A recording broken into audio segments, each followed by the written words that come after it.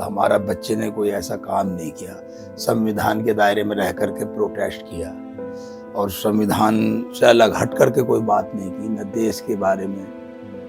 हम जो है संविधान में आस्था रखने वाले लोग हैं। हमारे ऊपर 59 की धारा लगी जो यूएपीए का एक्ट है, उसके बाद तो नेबर्स ने भी आतंकवादी कहना शुरू कर दिया। तो वो चीज़ें बहुत खतरनाक थी हमारे लिए। मेरे शौहर थे, मेरे बच्चों के बाप थे, तो मेरी नहीं लाइफ कहीं ना कहीं 2020-26 अप्रैल पर अटक गई थी। भाई देखिए, कोई किसी का गलत में साथ नहीं देता, लेकिन अच्छाई में तो मैं उनका साथ दूंगा। जेल में 5 साल से ज्यादा वक्त गुजारने के बाद सुप्रीम कोर्ट ने 5 जनवरी 2026 को दिल्ली दंगों की लार्जर कंस्पिरेसी केस में 5 लोगों को कड़ी शर्तों के साथ बेल दी। इनमें शामिल हैं गुलफिशा फातिमा, मीरान हैदर, शिफा उर रहमान, मोहम्मद सलीम खान और शदाब अहमद। एक बात यहाँ क्लियर करना जरूरी है, हम अक्यूज से बात करना चाहते थे, लेकिन उनकी बेल की शर्तें इतनी सख्त हैं कि वो मीडिया से बात ही नहीं कर सकते। वो ना केस पर कोई बयान दे सकते हैं, ना सोशल मीडिया पर कुछ लिख सकते हैं। किसी रैली, पब्लिक मीटिंग या गैदरिंग में शामिल होना भी मना है। दिल्ली से बाहर जाने के लिए उन्हें ट्रायल कोर्ट की इजाजत चाहिए। सुप्रीम कोर्ट के आदेश के मुताबिक उन्होंने अपने पासपोर्ट भी जमा करा दिए हैं और हर हफ्ते 2 बार क्राइम ब्रांच के सामने हाजिरी देनी होगी। और इनमें से किसी भी शर्त का उल्लंघन हुआ तो बेल तुरंत रद्द हो सकती है। वहीं उमर खालिद और शर्जील इमाम की कथित भूमिका को ध्यान में रखते हुए सुप्रीम कोर्ट ने उनकी बेल मंजूर नहीं की। लेकिन ये कहानी सिर्फ बेल पर छूटे आरोपियों की नहीं, उनके परिवारों की भी है, जो पिछले 5 सालों से बाहर इंतजार करते रहे। ओखला के रहने वाले शिफा उर रहमान गिरफ्तारी के वक्त जामिया मिलिया इस्लामिया के अलुमनाई एसोसिएशन के प्रेसिडेंट थे। दिल्ली पुलिस के मुताबिक एंटी सीए प्रोटेस्ट के दौरान उन्होंने कथित लार्जर कंस्पिरेसी के तहत प्रोटेस्ट साइट्स के लिए पैसों का इंतजाम किया, लोगों को मोबिलाइज किया और चक्का जाम को जारी रखा। शिफा उर रहमान ने जेल में 2083 दिन गुजारे। तो कैसा लग रहा है 5 साल बाद फाइनली 5 लोगों को बेल मिली है इन केस में? जी, उस बारे में आप थोड़ा बताइए। बहुत ज़्यादा अच्छा लग रहा है। ऑब्वियसली काफ़ी लंबा अरसा हो चुका था इस लड़ाई को लड़ते लड़ते, डेट्स मिलते मिलते। हाँ, मतलब नाउमीदी सी एक टाइम पर आने के बाद होने लगी थी कि पता नहीं हो भी पाएगा या नहीं हो पाएगा, या कितने टाइम और हमें इस लड़ाई को लड़ना है, या कितना टाइम हमें और डेट्स मिलेंगी।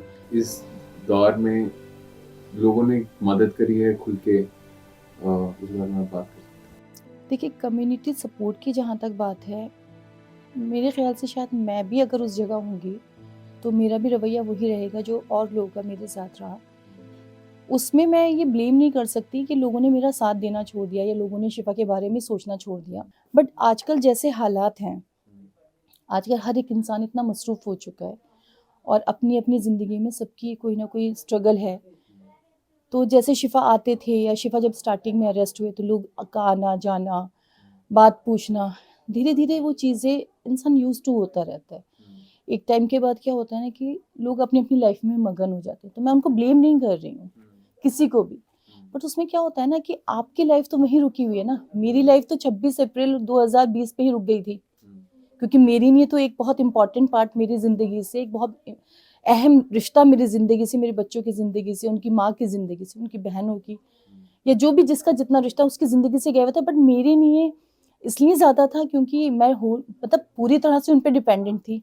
मेरे शौहर थे, मेरे बच्चों के बाप थे, तो मेरी नहीं लाइफ कहीं ना कहीं 2020-26 अप्रैल पर अटक गई थी। बच्चों का कैसे इस सब से रहा है कि उसको कैसे देखते हैं?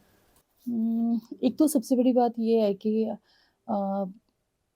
जब आपके फादर जो मतलब आपके लिए एक बहुत बड़ा सपोर्ट सिस्टम होती है, स्पेशली बॉयज़ के लिए, लड़कों के लिए एक बहुत बड़ा सपोर्ट सिस्टम होते हैं, क्योंकि लड़के एक एज के बाद बाहर उनको निकलना ही निकलना होता है और उनका सर्कल होता है, दोस्त होते हैं, मिलना होता है, जाना होता है। तो उस टाइम पे लड़कों को बहुत फील होता है। फिर जैसे बच्चे नमाज़ के लिए जा रहे हैं या ईद पर हम लोग जब अपने होम टाउन जाते थे उस टाइम पर, क्योंकि हमेशा मोस्ट ऑफ द टाइम शिफा हमारे साथ जाते थे और गाँव हम लोग एक साथ ही जाते थे, ईद पर, बकरा ईद पर, रमज़ान हम लोग एक साथ। तो बच्चों के लिए उस टाइम पर भी, प्लस स्कूल का कोई डिसीजन है, सपोज़ स्कूल मुझे एक बार चेंज करना था अपने बच्चे का, तो मुझे ये होता था कि शिफा आ जाएँ तो एक बार डिसीजन हम ले लें मिलकर, क्योंकि बहुत सारी चीज़ें ऐसी होती हैं ना जो आप, अल्लाह ताला ने अगर 2 रिश्ते बनाए हैं माँ और बाप के, तो दोनों ही इक्वली बहुत इम्पोर्टेंट है। कि भाई 6 साल से बंदा अंदर है, तो अफसोस की तो बात ही है। अब छोटे छोटे बच्चे हैं, वो बड़े हो रहे हैं, अब अब्बा, उनको जब भी उम्मीद होती है कि अब्बा अब आ जाएंगे, जब डेट पड़ रही है या जब ऐसा हो रहा है कि अब हो जाएगी जमानत, अब हो जाएगी जमानत, तो आखिर चलो कोई नहीं, शुक्र है ऊपर वाले का और जुडिशरी का भी बहुत बहुत शुक्रिया अदा करते हैं कि जी आखिर वो दिन आया कि आखिर जमानत हो ही गई शिफा भाई की। तो हम तो बहुत खुश हैं। मतलब बदलाव तो ऐसा कुछ नहीं है उनके अंदर, देखिए, क्योंकि वो वेल एजुकेटेड हैं, बहुत हम्बल हैं और दिमागी तौर पे मजबूत हैं वो, तो इसलिए बदलाव तो कुछ नहीं है उनके अंदर। अगर बदला है तो टाइम बदला है कि उनके 6 साल जेल में गए, सिर्फ यही बदला है और कुछ नहीं बदला है। गारंटर क्यों बने हैं और कोई इसमें रिस्क हैं, कोई रिस्पॉन्सिबिलिटीज हैं इसके बारे नहीं, कोई रिस्क नहीं है इसमें। क्या रिस्क है भाई? जब कोर्ट जमानत दे रहा है तो मुझे गारंटर बनने में क्या प्रॉब्लम है? मेरा उनसे फैमिली रिलेशन है, मेरे बिल्कुल सगे भाई नहीं है लेकिन सगे भाई की तरह है, मेरे बिल्कुल बड़े भाई की तरह है। तो मेरा उनसे एक रिलेशन है, एक मेरा अटैचमेंट है। तो मैं तो जितना मतलब मेरे से हो सकता है मैं करूँगा उनके लिए। भाई देखिए, कोई किसी का गलत में साथ नहीं देता है, लेकिन अच्छाई में तो मैं उनका साथ दूंगा और उनके लिए हर टाइम खड़ा हूं मैं और इंशाल्लाह खड़ा रहूंगा। चांदबाग के रहने वाले मोहम्मद सलीम खान गिरफ्तारी के वक्त एक गारमेंट एक्सपोर्ट बिजनेस चलाते थे और द केयर सोसाइटी के प्रेसिडेंट थे। प्रोसिक्यूशन का कहना है कि एंटी सीए प्रोटेस्ट के दौरान वो चांदबाग प्रोटेस्ट साइट के एक प्रमुख ऑर्गेनाइजर थे और अपनी स्पीचेस में सीए कानून के खिलाफ विरोध किया। मोहम्मद सलीम खान ने जेल में 2127 दिन गुजारे। जिस दिन वो रिलीज हुए उनकी मुलाकात थी, ई मुलाकात। तो मैंने डैड को सबसे पहले यही बोला 5 तारीख को कि ये याद रखिएगा, ये आपकी आखिरी मुलाकात है हमसे, ई मुलाकात पे। तो मैंने इस तरीके से अपने डैड को न्यूज़ दी कि उनकी बेल हो गई है। सो इस चीज़ को लेकर वो बहुत खुश हुए थे। एंड देन हम लोगों ने भी इतना, जब मुझे पता चला है 12:57 के अराउंड, सो मैं जल्दी से गई हूँ। मैंने सिर्फ सारी मिठाइयाँ सब जगह बांटना शुरू किया है और हर किसी को बताना शुरू किया है कि मेरे डैड रिलीज़ हो गए हैं। मेरे डैड को 11 मार्च 2020 को अरेस्ट किया गया था। उसके बाद अचानक लॉकडाउन लग गया। तो थोड़ा सा ये था कि मैं 22 साल की थी उस टाइम पे एंड मुझे इन सब चीज़ों के बारे में मालूम नहीं था। मेरा ब्रदर मुझसे भी छोटा है 1 साल एंड देन मेरी सिस्टर है, वो सबसे छोटी थी, 9th क्लास में थी। सो हम तीनों बच्चे ही थे, हमें पता नहीं था कहाँ किस तरीके से जाके हमें FIR मिलेगी या हमें क्या क्या करना है जिससे हमें पापा का पता चले। So after 3 months we got to know कि हमारे डैड कौन से जेल में अरेस्ट हुए हैं, किस तरीके से उन पे क्या क्या धाराएं लगी हैं, कौन कौन से केसेस हुए हैं। एंड देन लॉयर्स के थ्रू हमारी मीटिंग हुई थी फर्स्ट टाइम। मेरे डैड को I was not able to recognise him. जब मैं पहली बार उनसे 26 तारीख को मिली थी, तो मैंने उनको पहचाना भी नहीं था क्योंकि वो जैसे दिखते थे मुझे उस आफ्टर 3 months मैंने उनको पहली बार देखा था। So I was not able to recognise. जब उन्होंने मुझे आवाज़ लगाई कि Saima, then I move back और मैंने तब पहचाना कि ये मेरे डैड है। No sir, in Lodhi colony special cell पे हमें बुलाया गया था कि your father has been arrested in FIR number 59 और तब हम उनसे पहली बार मिले थे फिजिकली। तब total appearance, I'll show you the photographs, how he used to look and how he has changed. हमने बहुत टाइम तक तो इसको हाइड रखा, नहीं बताते हैं, बट न्यूज़ चैनल्स पे बहुत ज़्यादा, जब FIR 60 में जब ये न्यूज़ आई थी 2023 में दैट मुलजिम सलीम खान को ज़मानत दी जा चुकी है दिल्ली हाई कोर्ट के ज़रिए, तो ये चीज़ ऑब्वियसली मतलब सामने आ गई थी सबके। वो चीज़ बहुत ज़्यादा हम लोगों को परेशान कर रही। मेरी सिस्टर थी 9th क्लास में, उसकी पढ़ाई को लेके इस चीज़ में डिस्क्रिमिनेशन होने लगा, फ़ीस को लेके हमें बहुत दिक्कत हुई उस टाइम पे। मेरे ब्रदर ने अपनी पढ़ाई छोड़ दी थी, उसने जॉब ज्वाइन कर लिया था बिकॉज फाइनेंशियली हम बिल्कुल टूट गए थे। मेरा 1 साल था रिमेनिंग, सो जैसे तैसे मैंने 1 साल कंप्लीट किया एंड देन उसके बाद मैंने अपनी इंटर्नशिप छोड़ के मैंने भी जॉब किया था। तो आपके ब्रदर ने क्या पढ़ाई कर रहे थे? वो क्या BBA ही वाज डूइंग और MBA के उसने एग्ज़ाम क्लियर किया था। So he was pursuing MBA at that time, but he left because of all this. And he took up a job to support the family. Exactly. अच्छा, तो आपके father का ये गारमेंट एक्सपोर्ट बिजनेस भी था, what happened to that? बिल्कुल ख़त्म हो गया सर। जब ये न्यूज़ ऑन पेपर्स आनी शुरू हो गई तो लोगों ने बैकलैश करना शुरू कर दिया, बैक होना शुरू कर दिया। जो रिलेटिव्स थे वो भी पीछे हटने लग गए, क्योंकि उस टाइम पे न्यू न्यू अरेस्टिंग हुई थी, सब डर रहे थे। तो अगर जो खास रिलेशन में भी होते हैं, यानी कि भाई बहन भी होते हैं, वो लोग भी पीछे हट गए थे इन चीज़ों को लेके। और जब हमारे ऊपर 59 की धारा लगी, जो यूएपीए का एक्ट है, उसके बाद तो नेबर्स ने भी आतंकवादी कहना शुरू कर दिया था। तो वो चीज़ें बहुत खतरनाक थी हमारे लिए।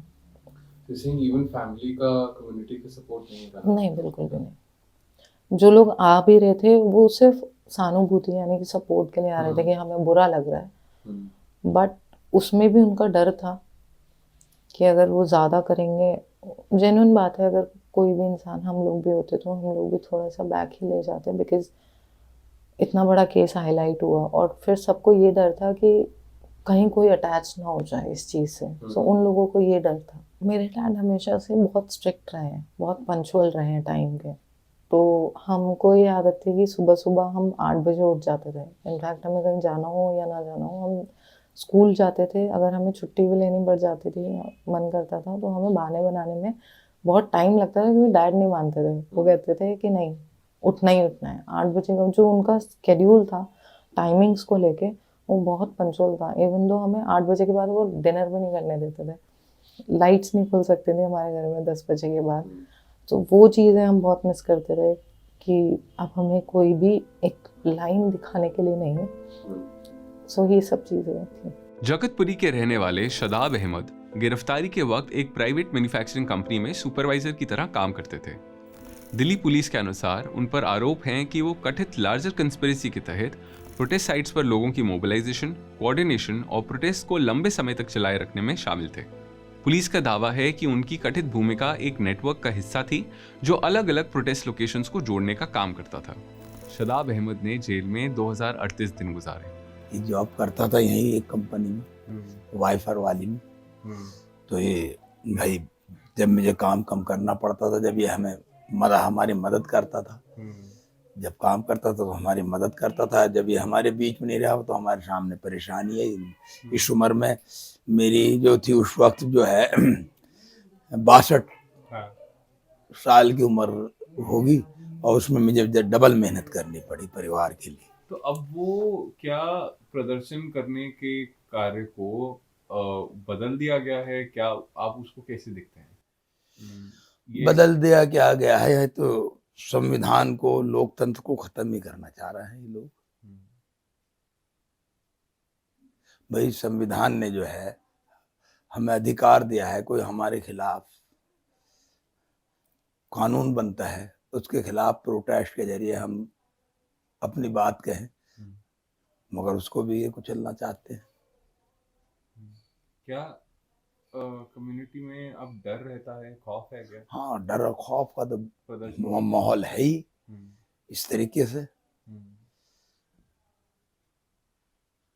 डर और खौफ का माहौल तो है।